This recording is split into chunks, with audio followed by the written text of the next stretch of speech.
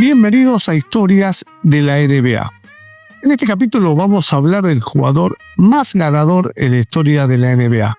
Un tipo que tiene más anillos de campeón que dedos en las manos. Campeón universitario, campeón olímpico, campeón de la NBA como jugador y también campeón de la NBA como entrenador. Vayamos a conocer un poco de su historia. William Fenton Russell nació un 12 de febrero de 1934 en Monroe, Luisiana, ahí bien al sur de los Estados Unidos, en donde todavía hoy se puede ver la bandera confederada flameando en varias casas y comercios e incluso en algunos edificios públicos. Debido al racismo que se respiraba en su ciudad natal y antes de que Bill cumpliese los 12 años, la familia Russell se mudó a Oakland, California. De muy chico fue afecto a la lectura y quedó muy sensibilizado por las historias de la esclavitud. A los 12 años comienza su periplo en el juego del básquet a nivel colegial, el cual no fue muy prometedor. De hecho, no era muy considerado por su entrenador, a pesar de que ya destacaba por su altura. Sin embargo, poco a poco, el básquet se iba convirtiendo en su mayor obsesión. Poco a poco fue mejorando y se empezaba a destacar en una especialidad que desarrolló y muy bien: la defensa, rebotear y poner tapones. Para finales de su etapa de high school, y mientras trabajaba en una fundición de acero para colaborar en la casa, recibió una propuesta para incorporarse a la Universidad de San Francisco, la única que le daba una beca. Era una época donde ver afroamericanos en la universidad era algo bastante raro. Bill compartió habitación con Casey Jones, un futuro compañero suyo en los Boston Celtics y también afroamericano. El resto del equipo, por supuesto, eran todos blancos. Russell se convirtió en objeto de insultos racistas, sobre todo en canchas visitantes, aunque esto, según él contó años después, no hacía más que hacerlo aún más fuerte. Décadas más tarde, Russell explicó que esas experiencias lo endurecieron contra el abuso de todo tipo de clases. «Nunca me permití ser una víctima», dijo.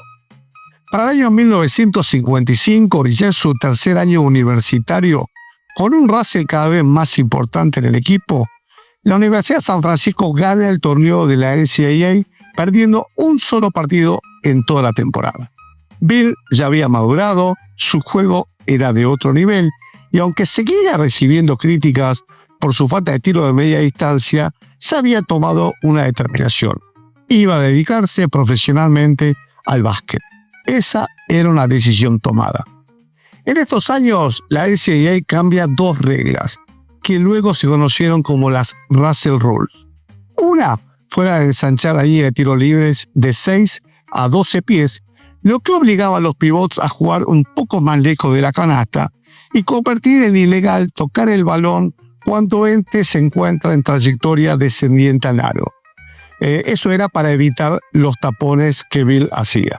Finalizada su excelente carrera universitaria, con promedios de 20 puntos y 20 rebotes, fue convocado para el equipo olímpico de Estados Unidos, que participó en los Juegos de Melbourne, donde ganaron la medalla de oro de manera invicta. Ser campeón es un sentimiento mágico, y en mi cabeza no pasaba otra cosa que ganar y ser campeón, decía por ese entonces. De cualquier manera, eran muy pocos los que lograban un éxito en el profesionalismo, por lo dicho anteriormente, la falta de un tiro confiable. Tras su carrera en San Francisco, los Harlem Globetrotters lo habían invitado a unirse a su legendario equipo, pero declinó la invitación y se declaró elegible para el draft de la NBA del año 1956. Fred Auerbach, el mítico entrenador, ya dirigía a los Celtics hace unos cuantos años y había puesto sus ojos sobre él. Lo veía como un tipo de jugador distinto a todos los vistos hasta ahí y estaba convencido que su intensidad defensiva, su capacidad reboteadora y su mentalidad ganadora eran exactamente lo que los Celtics necesitaban casi desesperadamente para dar el siguiente paso. Sin embargo, las posibilidades de conseguir a Russell parecían bastante remotas, ya que tras quedar segundo la temporada anterior, la elección de Boston en el draft era demasiado baja. Los St. Louis Hawks, que elegían el segundo lugar del draft, finalmente fueron los que tomaron a Bill Russell.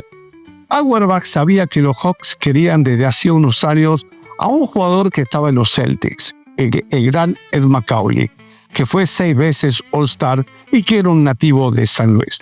Bueno, aceptaron traspasar a Macauley solo si entraba en la operación el joven Bill Russell. Fue cuando los Celtics se incluyeron también al rookie Cliff Hagan cuando el traspaso se hizo oficial. Sí, William Felton, Bill Russell, ya era parte de los Boston Celtics.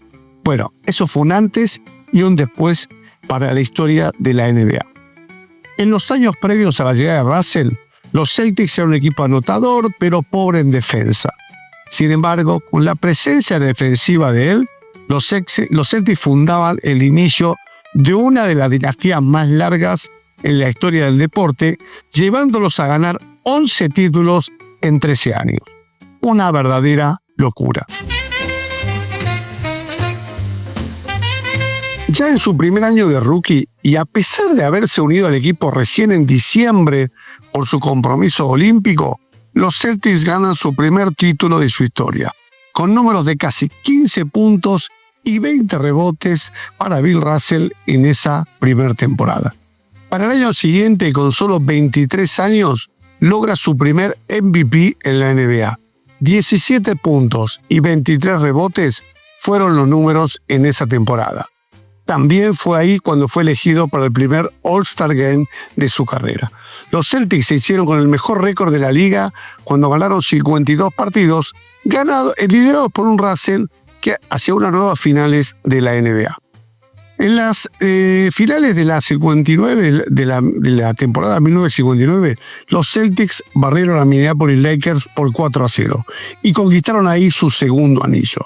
John Kuntla, entrenador de los Lakers, dijo tras la serie: "No tememos a unos Celtics sin Russell. Sin él podemos ganarle. Este tipo nos batió psicológicamente". Se había convertido en una máquina de tomar rebotes, promediando no menos de 23 por partido en las 7 temporadas que iban a seguir. Boston seguía ganando y Bill seguía demostrando el gran acierto de Red Auerbach al llevarlo a los Celtics. Para la llegada de la temporada 59-60 se produce el arribo a la NBA de Wilt Chamberlain, proveniente de la Universidad de Kansas, que era otro pivot que iba a hacer historia y que tendría una gran rivalidad con Bill Russell dentro de la cancha. La rivalidad Russell-Chamberlain, tanto en lo ofensivo como en lo defensivo, se convirtió en una de las más intensas y legendarias. Tanto que hasta fue protagonista de un libro titulado The Rivalry, escrito por el periodista deportivo John Taylor. Hasta la temporada 65-66, los Celtics siguieron ganando año tras año el anillo, a pesar de los esfuerzos y de los impresionantes números que ponía Wilt Chamberlain en la NBA. Fueron 8 títulos de manera consecutiva, algo que no se volvería a dar jamás en la historia de la NBA ni de ninguna liga profesional dentro de los Estados Unidos. Fue a finales de esa temporada cuando Red Auerbach decide dar un paso al costado y deja de ser el entrenador de los Celtics, pasando a ser el general manager. ¿Y qué hace? Lo nombra a Bill Russell como entrenador. Iba a cumplir la función doble de entrenador-jugador y se convertía así en el primer afroamericano en dirigir un equipo de la NBA en toda la historia. Durante esa temporada va a llegar a su fin la racha de 8 torneos de 8 campeonatos consecutivos cuando son eliminados por los Philadelphia 76ers de Wilt Chamberlain en las finales de división. Finalmente, Wilt Chamberlain iba a ganar su primer anillo de campeón. Ya en su segunda temporada como entrenador y teniendo 37 años, sus números iban a descender, promediando 12,5 puntos y casi 19 rebotes por partido. En las finales de división, cuando perdían 3-1 con los 76ers y parecía que iban a quedar eliminados de vuelta, bueno, los Celtics dieron vuelta a la serie y terminaron ganando 4-3.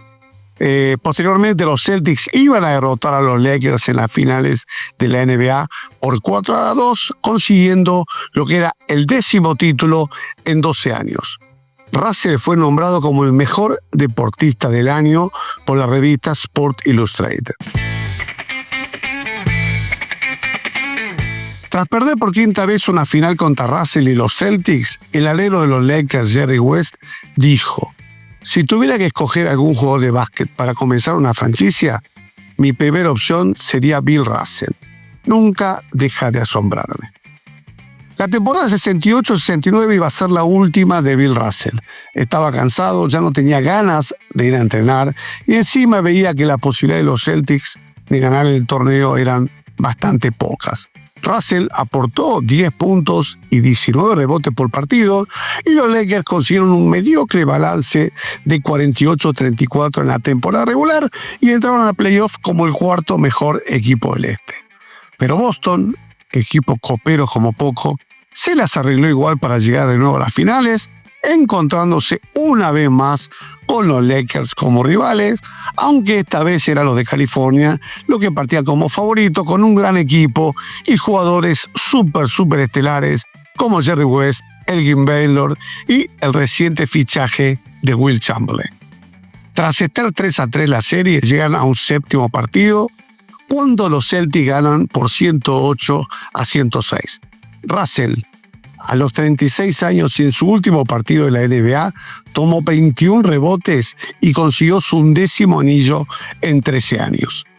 Los Celtics retiraron la camiseta con el número 6 en 1972 y 3 años después entró a formar parte del Salón de la Fama de la NBA.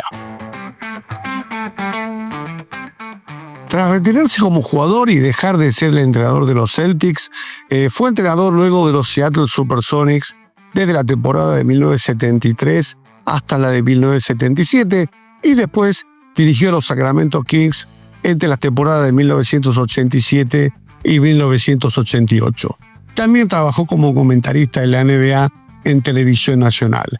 Russell escribió algunos libros, entre los que se incluyen Go Up for Glory, del año 1966, Second Wind, en el año 1979, y el último Russell's Rules, en el año 2001. El 17 de noviembre del año 2006, el 2 veces campeón de la NCAA fue reconocido por su influencia en el básquetbol universitario al ser incluido en la clase fundacional del Hall de la Fama de lo que es la Universidad de Estados Unidos. Fue uno de los 5 primeros inducidos en este Hall of Fame, junto con John Wooden, el famoso entrenador de la UCLA, Oscar Robertson, Dean Smith, el famoso entrenador de la Universidad de North Carolina, y James Naismith, el inventor de este juego, que fueron los seleccionados para representar a esa clase inaugural. Después, el 20 de mayo del año 2007, la Universidad de Suffolk le iba a otorgar a Russell un doctorado honorífico, y unos días después, el 7 de junio de ese año, fue la Universidad de Harvard la que le otorgó a Russell un título honorífico. Para el 18 de junio de ese mismo año, Bill Russell fue incluido en la clase inaugural de lo que es el Salón de la Fama de la FIBA. Para el 14 de febrero del año 2009, el comisionado de la NBA, David Stern, anunció que el premio a jugador más valioso en las finales de la NBA, a partir de ese momento, iba a llamarse Premio Bill Russell al jugador más valioso de las finales de la NBA, en honor al 11 veces campeón. 2 años después, Bill Russell fue galardonado con la Medalla Presidencial de la Libertad. Cuando la NBA cumplió 25 años de vida en el año 1971, Russell fue elegido entre los mejores 25 jugadores de la NBA hasta ese momento. Luego, en 1996, fue parte del equipo NBA 50, donde estaban los mejores 50 jugadores de esos primeros 50 años de la NBA. Y para el año 2021, fue parte de los mejores 75 jugadores cuando se cumplieron el 75 aniversario de la NBA. El 31 de julio del año 2022, y luego de una larga enfermedad, Bill Russell iba a fallecer a la edad de 88 años.